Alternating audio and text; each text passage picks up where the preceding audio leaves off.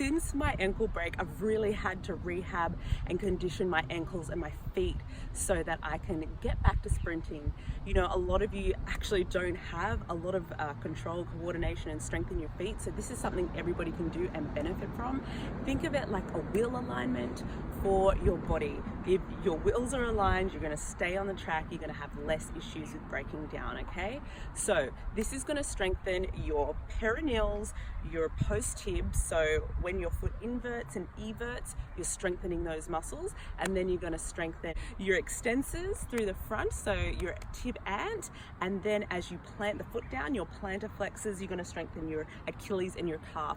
This is super important. If this is working and you're strong through the lower legs every time you take a step, everything else can work in its coordinated sequence of events throughout the body, okay? So you're gonna look a little bit silly, but it's gonna benefit you. So all you're gonna do is walk on the heels for 10, okay?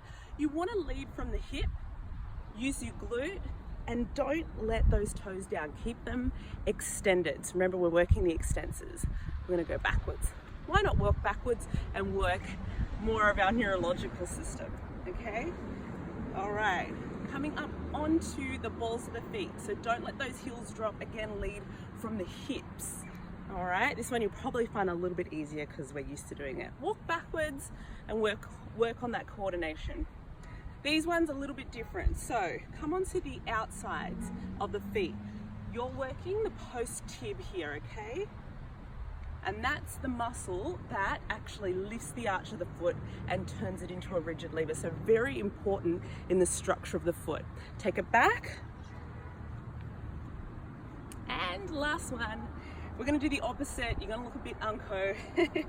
You're gonna place your big toe down, your fifth toe up, and you're gonna work those perineals. So your perineal attaches from your big toe, comes up to the side of the calf, and you've got your big toe pressing down, okay? You don't want to drop the knees in, keep the legs straight and get that big toe down. Very good exercise. This is something we don't do a lot, and bring it back, okay? Remember, keep the legs nice and straight, keep that big toe down, the fifth up. All right, it's as simple as that, and then we'll come into some skipping drills to really strengthen the feet, and then I'll go into my fundamental runners drills, and then I only spend about 5 to 10 minutes actually sprinting. Most of it is conditioning and doing the fundamentals to really train the nervous system, the neuromuscular system, so that I can prevent injuries, I can work on endurance, and I can enjoy running, basically. So I hope this helped, guys. Let me know, and we'll see you next time. All right, now we've got some stability in our feet. We've woken up all of those muscles. Now we're gonna come into some skipping. Hello, hello. All right. So just think about when you're skipping, it's great to work on rhythm, okay? When we're a runner, we wanna make sure that our cadence, our foot strike per minute, is pretty rhythmical and it matches minute by minute. That way, we're loading the body, we're loading the right and left side equally, you know, over time. Okay, now you're gonna come into a single leg hop. When you do this, try and stay on the one spot. So not going forward or backward or side to side. And this is the ankle that I broke, okay?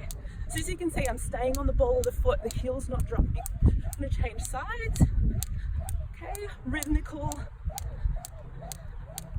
good. And that's just strengthening the feet there. Awesome. So you can do maybe 1 minute rounds, okay? Going for 20 seconds, both feet, 20 seconds right, 20 seconds left. Have a little bit of a break, and then do another 2 times through. All right, after you're skipping, you can do your mobility drills, but we're gonna skip straight to your biomechanic type drills. I'd prefer you get a coach to do some of the more in-depth biomechanic drills. You can always contact me, but these ones are simple and they will still help you. They will help you build coordination, rhythm, timing, strength in your legs. So all you're gonna do is a basic skip. Practice your skipping. You've got to think of the rhythmic effect of skipping. We use our hip flexors, we catch ourselves on our ball of our foot, so it's absolutely fantastic thing to practice, and sometimes we haven't done it since we were a kid. It's quite fun, it's opening up the body, really good drill. So all you're going to do is skip. You can turn it into a really big skip, you can turn it into a sharp skip, and I just want you to practice playing around with it. So I'll show you.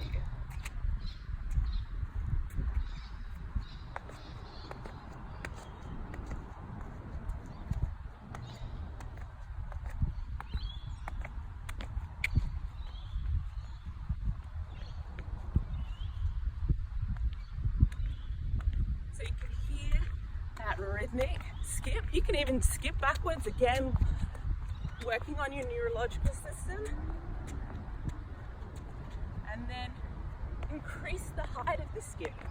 Okay, really push off the ball of the feet, jog it back. This one, make it sharper.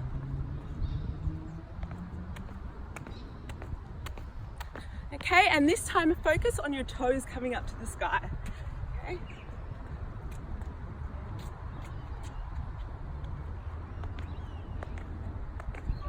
All right, so you can do that 3-4 times through at a short sprint at the end of it, but that's going to really help dorsiflexing the foot, which is those extensors, plantar flexing, landing on the foot, helping flex the hip. Okay, so we've got good knee drive, and it really applies and works well to improve your running. All right. So our high knees is our next drill. It is a very well-known drill and great to practice. A lot of us, our hips are tight, so work on your hip flexor length, but we want to make sure that they're strong. So a lot of us tight, weak hip flexors from sitting in chairs, but we want to strengthen them, especially when we run. They work in with our glutes as, you know, a complementary pair of muscles, and we want to make sure they're working. All right, so your high knees, your knees going to come up just under 90 degrees, okay? Toes and knees are up. Try and use the line so that you've got a narrow base of gait, so you want to stay on that line. All right, I'm going to run back.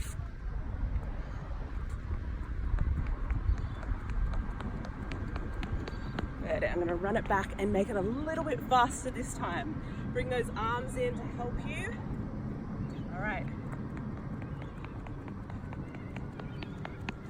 Everything jiggles. And you're going to do that a couple more times through. All right, last drill is the butt kick.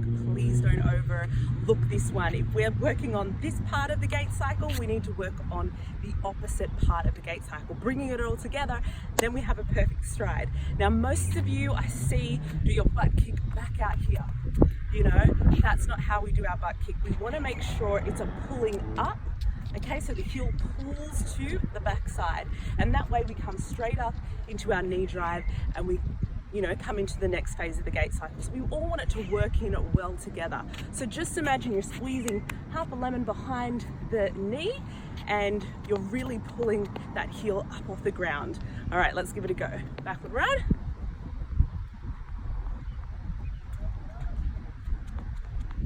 So you'll see there's a slight pop of my knee forward, and I'll show you from the side.